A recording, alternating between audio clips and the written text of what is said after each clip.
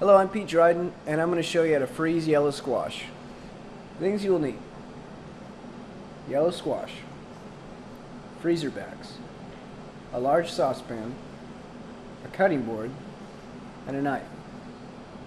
First step is to rinse the squash with warm water and place it onto a cutting board.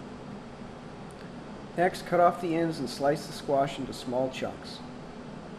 Now fill a saucepan halfway with water and place it onto the stove. Turn the burner onto high and let the water boil. Add the squash to the boiling water and blanch for 3 minutes. Next, fill a sink with ice water.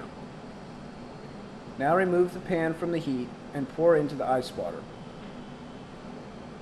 This will prevent the squash from being overcooked during the blanching process. After around 3 minutes, remove the squash pieces from the water and place them into freezer bags. Seal the bags tightly, making sure to remove all excess air, then place into the freezer. And that is how you freeze yellow squash.